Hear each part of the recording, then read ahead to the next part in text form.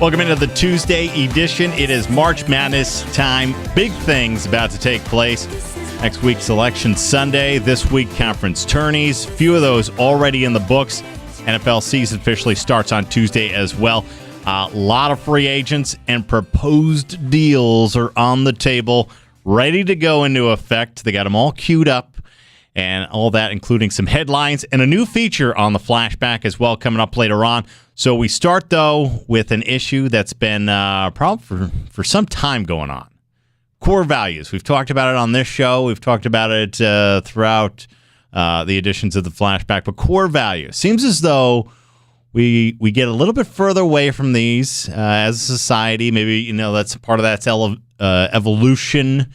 Realizing, okay, maybe these things aren't as important anymore. Maybe opening doors for women. I don't necessarily agree with that. I'm just giving random examples of things that you see less and less each day now. But that seems to be a problem that's going on. With me, as always, Nate Dogg in the house. Hello. Yeah.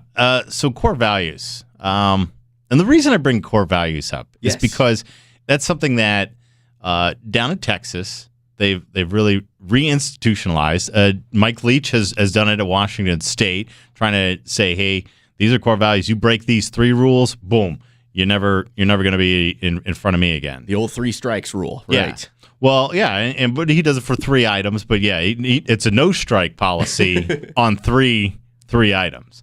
But for Texas, though, now Charlie Strong, he came in last year, and this is not a news story as far as the core values, what he's mentioned. He brought this up last year, his core values. Right, yeah, and he ran a really clean program at Louisville from everything I've understood. Absolutely. And those core values, honesty, treating women with respect, no guns, no drugs, no stealing. The guns, that's kind of difficult. They are down in Texas, so where they kind of issue you a gun when you get welcome to Texas, here's your gun. It's a birthright. You just have to keep the safety lock on, and you'll be fine. I wasn't born with a silver holster. So the 5 core values, but where it kind of picked up was around bowl time. There was a fan that had worn the core values jersey. Oh, okay. He had made a core values jersey, a specialty jersey. So it was a number 5, and then it just said core values for the name, right? Well, the thing was, this kind of spread like wildfire. You ever see the picture? I actually didn't know. A little bit larger fella. He's wearing Dockers, and then he has the jersey, and it's tucked in. Oh, the good look of the jersey tucked into the Dockers. That's a sharp-looking fella. The jersey tuck rule. And it reminds me, so I had back in high school, there's always a jersey tucker. You're going to have a jersey tucker. It's like, hey, I'm wearing a jersey. It's casual, but I also want to look a little more formal. Maybe they should have 6 core values, and the 6th one should be you shouldn't tuck your jersey into your Dockers. Well, yeah, your jerseys just in general absolutely should never be tucked in. I'm sorry. That is not if you're a fan. core if you're value. A player, of course they need to be tucked in. If you're a football player and all that good stuff, yeah. Right? But fans, nope, should be untucked. You're wearing the proper pants for it, Correct. so it looks proper. But the thing is, jerseys in general, and this is a year-round thing. We're getting into summertime, so jerseys are going to be out and about again. People always wearing the basketball jerseys in the summertime or the baseball jerseys. Baseball jerseys always fit very oddly on people. So I thought it would probably be a good time just to kind of harp on and bring back some of the core values of jersey wearing. Oh, okay. Yeah. Now, do you have any values in jersey wearing that you try to uphold or stick to? I try to you always want to, of course, wear a jersey that is befitting of your, let's see, how do I say this, of your figure. You don't want to wear a jersey that's too tight, I guess is what I'm getting at here. If you're a large fellow, go ahead and get a large or an extra large jersey. It's okay. Yeah, they make large sizes for large size fans. Yeah, no one wants to see you squeezed into your jersey like a baked potato in foil. Absolutely. So that would be one of my core values, I guess, is the appropriate size jersey for the appropriate size person. Well, I got to agree with that. And I think that's one value there. Obviously, the no tucking. Of course. So we have two rules there. Right. A third one I think that applies to all jerseys is just the fact that when it comes to they get old. Yeah, they get old. Yeah, players move on, go to different teams. teams change their uniforms all the time. If it's a significant player over the years that split his career, like a Marshall Faulk. Okay. If you have a Rams or a Colts Marshall Faulk, I'll accept both of those as a retro jersey. Okay, sure. However, if you're still wearing the replica version, which is the plastic numbers and all that jazz, of the Marshall Faulk Indianapolis jersey, and the numbers are peeling off, bad jersey etiquette right there. Time to get a new jersey. Gotcha. Bad jersey etiquette. The other one would have to be over 30. If you're over 30, actually even at 25, 28, let's be honest. Okay. That's the time where jerseys are only appropriate on game day. Now, that's another good rule to bring up. Yes, the game day only jersey. Now, I would even extend that to say, if you had the day before, there's a little leeway there. I think you could wear the jersey on the day before a big game and still get away with it, as well as... Well, with college, you have the football Pride Friday, so I'll do that. Right, as well as the day after, if you're celebrating a big win. So I would give that rule just a little bit of leeway as the day before and the day after. Obviously, if your team won. If your team lost, I mean, it's good that you're still repping your team, but it would be a little weird if you're wearing the jersey and you just got hammered. I think more importantly, you just kind of saw the picture there, is to say, hey, there's a time frame. Yes. So we need to stick with that time frame and kind of get it under control. The other time is time and place. Sure. You don't go to church on Sunday. You don't? Pre-prepared for the game. Go to a formal dinner, sporting your jersey. That might not be the best look. So know when to wear it, when and where to wear it. The time to wear it, the time frame. Make sure it's appropriate and age appropriate. Size-wise, the nip and tuck rule for jerseys, and know when to change it out and get the new one. Right. Okay. Now, as an Oregon Duck fan, that is a difficult one to adhere to because they change their jerseys about every 3 years. That's a lot of money spent towards Nike. Every 3 years or 3 days. Every 3 days, maybe. Yeah. More like it. You can spend a lot of money keeping up on Ducks jerseys. Let me tell you.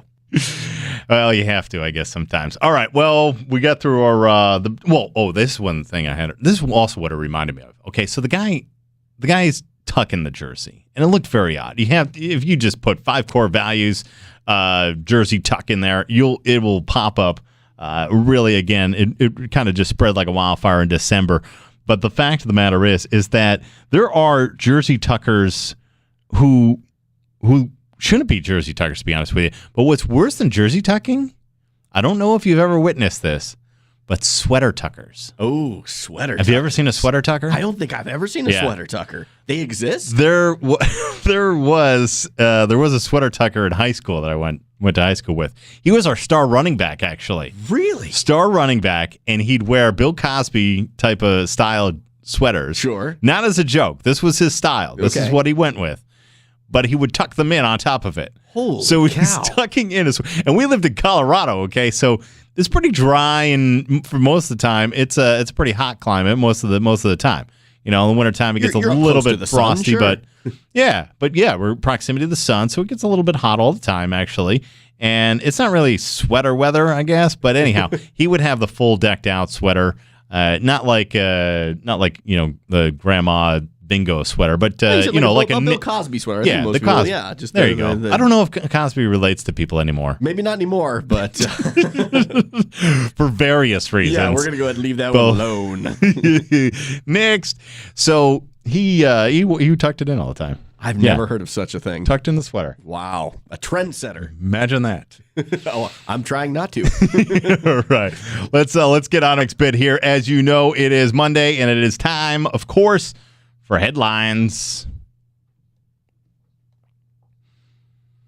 All right, busy week, of course, in college basketball, in pro basketball, in all of our sport, NFL. Oh, just crazy times. I love this part of time of year, though. Absolutely. We're getting prepped for college basketball, the most exciting part. Full swing now, yeah. We have the preparations for the free agency, the official real season. Right, when the none of this hasn't really been going on. This behind the curtains stuff yet.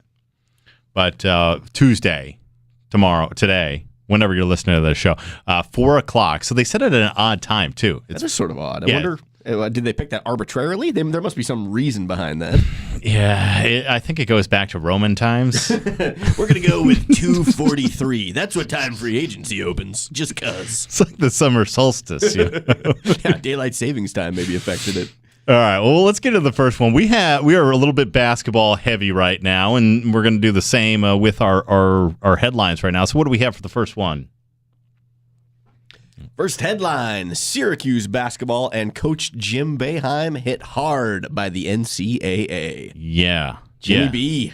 They got hit really hard. They did. That's surprisingly. One step shy of the old death penalty almost. That's the first thing I thought. It was close. The only thing they could have done, furthermore, was maybe a longer probation in terms of postseason play. Right, because they did, of course, the self-imposed one this year. Syracuse has taken themselves out of the running for this year's NCAA tournament. But, they left it at that, which was almost surprising considering how hard the rest of the stuff came down on them. So let's just cover some of the details. We don't want to get too intense on it, but the violations were self-reported. Let's first off start with that. NCAA it involved failure to control and monitor athletics programs. Basically, what the NCAA determined, it was stemmed from maybe a failed drug test here. Kids getting help with classes, and this was for football and for basketball. Yes. Let's note that as well. And there was also a little bit of payout to some of the assistant coaches and minor pays to players from a booster, right? Which really wasn't a booster.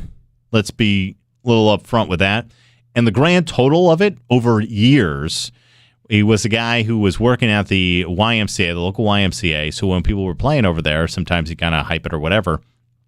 And so it was kind of a cool community thing to have the local players in there. But apparently he was also paying some assistant coaches. You want to know what the grand total was? I would love to. $8,000 over 10 years, or just over the period of time with the YMCA. Gotcha. Okay. Yeah. So not a significant amount. All things considered, not justifying it, but we're not talking about cars being bought or houses being bought for like Reggie Bush. Yeah. That sort of stuff. Then they also get the 108 wins vacated. That's the big one because that affects Jimmy B's record too. That drops him from, I think he was at 3 or 4, and it drops him to like 6 or 8 in the all-time. Well back in the pack of head coaches for number of wins. Yeah, that one was a big rebuke on the NCAA's part towards Jimmy Boeheim. But you're looking at 20. If you have 20 wins a season, that's 5 years right there. Yeah, you're essentially cutting out. You're exactly right. You're cutting out like 5 years of his legacy. Yeah. And you get 5 years probation. And what that means is obviously probably if some other violation comes up, if they don't fit within NCAA or don't properly report things, then they're going to try to extend this and double check them up against the glass and hit them harder the next time. Yep. Although they've been pretty hit hard. They were hit hard too because don't forget. I don't know if you mentioned it, but the 12 scholarships over the next 4 years too. That's 3 scholarships a year, right? And $500 for every game involving an eligible player. So Jimmy B, I believe, is getting fined the $500 or the school. I wasn't clear on that, but $500 for each game. So you're looking at almost $600,000 for the vacated wins, right? And then with 108, he wins at about 70%. So we're looking at like 30 other games in which he probably lost. Yeah. Well, and then he's also suspended for the first 9 games of next season too. In conference play, play, which is huge. Yeah, which is huge because the non-conference. Let's be honest, there's 1 or 2 big marquee games, and then you're playing, William and Joseph and Mary and everything. But I thought it was way over the line. What did you think? It did seem excessive. And again, this is not to say that Syracuse should not have been punished, but the fact that they self-reported and the fact that this has been going on for so long, I believe the investigation when Syracuse first self-reported started back in 2007. Yeah. So we're talking 8 years ago. I mean, we're almost a decade ago. Again, that doesn't excuse it, but it seems awfully excessive for a program that has been compliant, for a program that has been willing to work with the NCAA at every turn, saying, yes, we've done our own investigation, we're imposing our own punishment, and then to come down that hard afterwards, that did seem a little excessive to me. And let's be honest, also to be this harsh on a program that is not doing anything that you wouldn't find at any time, at any program, anywhere else. If you look hard enough, there's improprieties going on at most major colleges. I mean, let's just be adults here, and it does seem odd, especially given that Syracuse has been working with them. That they said, "Hey, we did something wrong here. Here's our books. Take a look at everything." Oh, you did more than a couple things wrong, Syracuse. Blam. Yeah, we're talking about a minor amount of money from some silly idiot down in at a YMCA. Not talking about 2 Live Crew members raising money and having bar tabs for Miami Hurricane players. Hurricane players, right? We're getting into a paper or two, something like that, for an ineligible player. Maybe a paper that was written.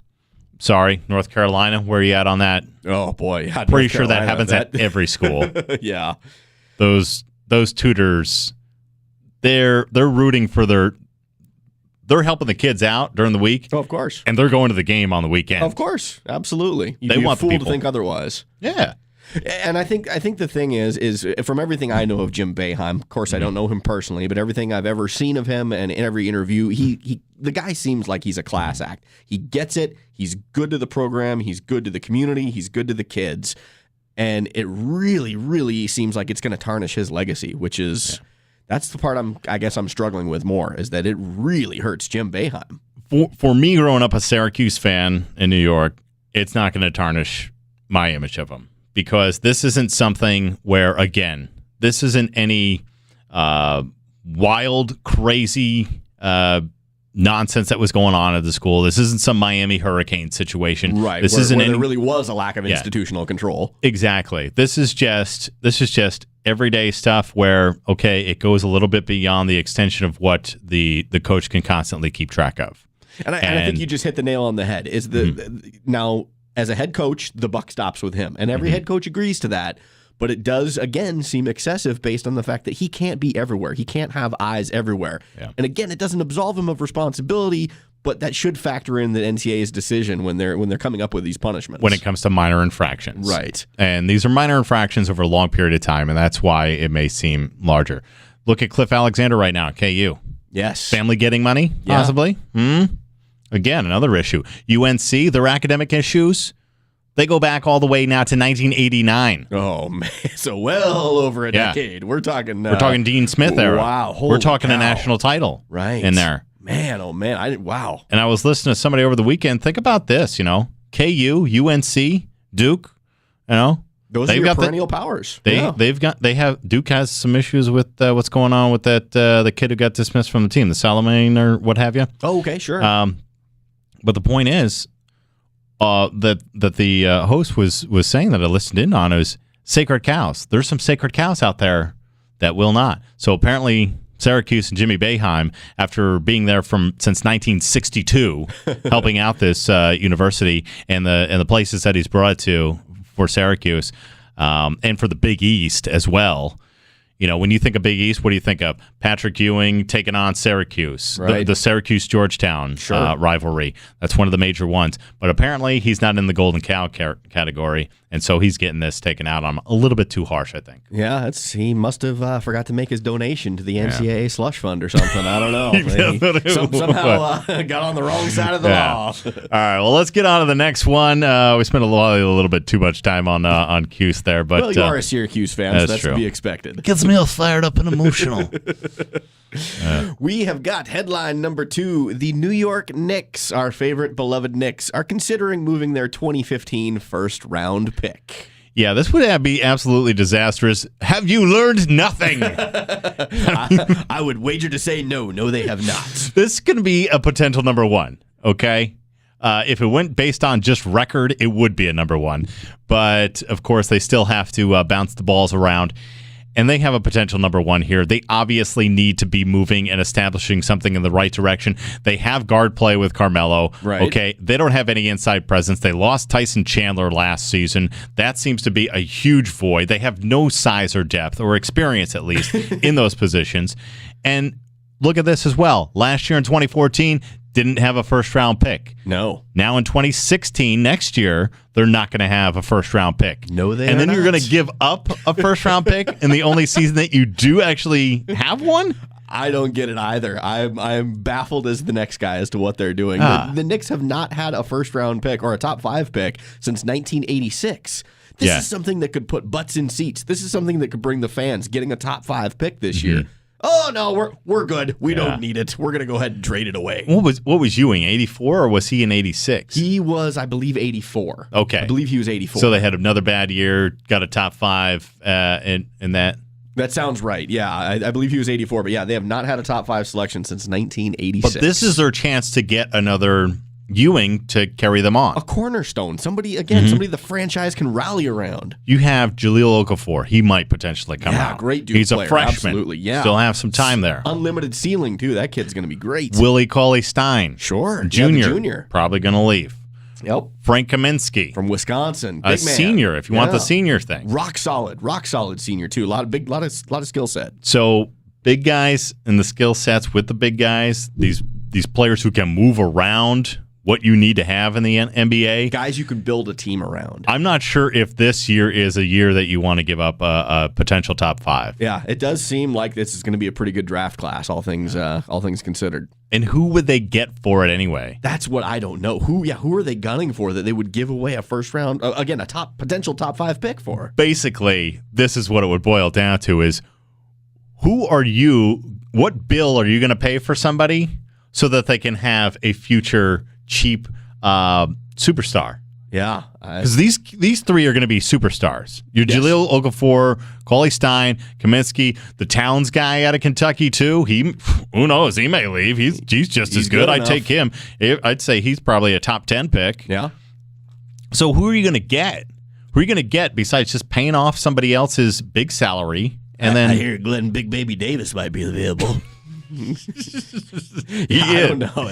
Like I said, I am just truly baffled by this whole thing. And who's making the decisions for that? Unless you were going to get like an Anthony Davis for that pick, it's not worth it. No, because I don't see the youth movement as far as big men are concerned too, or at least a power forward, right, to be willing to make that move. Yeah, I'm at a loss for words. I don't know what to say. The Knicks are they are a hot mess. All right. Well, speaking of hot mess and a loss for words, what is our next hotline? Or headline, I should say. Our hot headline. Our hotline. What? Russell Westbrook collects his 5th triple-double in 6 games for the Oklahoma City Thunder. This is amazing. This kid is He's doing some things.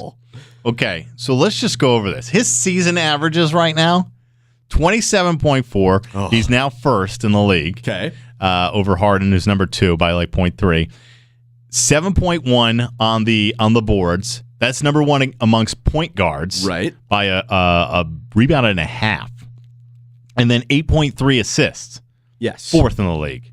And bringing up those, just to add to what you just said, since February, those exact statistics you just quoted, his points per game since February, 34.5. His rebounds per game since February, 10.4. And his assists, 11.3. Yeah. That's video game numbers. Yeah.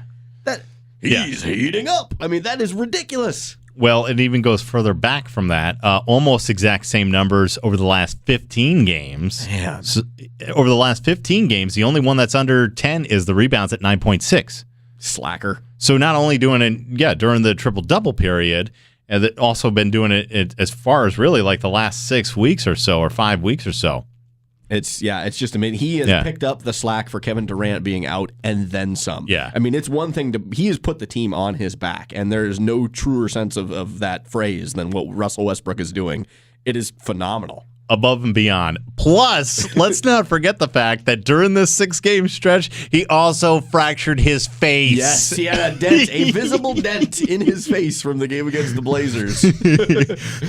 My face broke, but I'll wreck yours. Well, and I think the other thing, too, that you have to take note of is Oklahoma City is winning. It's not like he's putting up these numbers by being selfish, hogging the ball. There is an argument to be made that he is, taking quite a few shots, but still. Averaging over 10 assists. Exactly. He's putting up these kind of numbers, and Oklahoma City is winning games. Yeah. So he's not hurting the team through his behavior, which is just... Like I said, it is amazing. Absolutely amazing what he's doing right now. 35-28 now, 6-3 with Durant out the last 9 games. Right. He's been obviously tremendous in the performance here. Had the 4 in a row, took a night off in terms of not getting a triple-double. Then came back the next night against Toronto to pick up the 5th one, and he had it by the 3rd quarter already. Right. Well, and against the number 2 team in the East. Yeah, and this is against one of the starting point guards for the Eastern Conference with Toronto, Kyle Lowry, who's a great defender. Yeah. And he did that against it. How do you slow this guy down? There's no way to do it. I heard some trash talk. Who's the greatest trash talk? I read an article on that. It was this bit about Reggie Miller and Jordan. Oh. And when they got into it for the first time and went back to back, they scored like horrible points in like the first half. Okay, and then the trash talk started. Okay. Jordan finished with 44 points. Miller ended with like 12 points on the night. Point being, in the long run, with all the trash talk, Miller always respected him after that. Gotcha. This is kind of like one of those games when it was Lowry and Westbrook going at it. Yeah. Westbrook says, "Hey, you want it? Here I am. Come and get it." Yeah, try to stop me. I double dog dare you. Yeah, so great job. It was awesome to see that performance and what he's doing now. If this continues on, that's great too. Durant comes back. They put themselves in a solid position where they're going to be continuing to win this streak. They had the huge streak before Durant went out the second time, right? And they're still hanging in there. They're still doing well. They're doing very well. 7-3 their last 10. Yep. Well, and then the other thing, Westbrook has launched himself right into the conversation for MVP, for league MVP. Before, at the start of the year, he wasn't around it. Now he's one of the leading favorites for the MVP award, and deservedly so. I would have, if I had to vote on it today, I would give him. If I had to vote today, I'd be right there with you. I would vote Westbrook. You think about MVP, it's not just about numbers, it's about the winning too. Yep. And as we've discussed, they're in position now. They're in position to get that 8th seed locked up, possibly going to be getting the 7th seed. San Antonio, they may be on a 5-game win streak, but they really haven't been playing too well. They're a little shaky right now. Driving down. I was just trying not to give up anything. We're going to talk more about the Spurs and some other teams later on in the show. Of course, segment 2. That is our headlines, though. NBA season officially, or NFL season officially begins on Tuesday. That's right, the free agency. People can actually trade now. This is not just Dungeons and Dragons anymore. It's on for real. People are going to be moving. Contracts are going to be signed. First time the teams are going to be able to sign and trade. And of course, a lot of that's been preset on the table. So we'll take a look at that in segment 2. Get your comments into us on the headlines. Syracuse staff, the jersey-wearing rules. Do you have a jersey-wearing rule that you want to share with us? And whatever else you have, let us know. RadioHondo@gmail.com or just right there on our homepage. Thanks for joining us for segment 1. Stick around for segment 2. More coming up right here on The Flashback.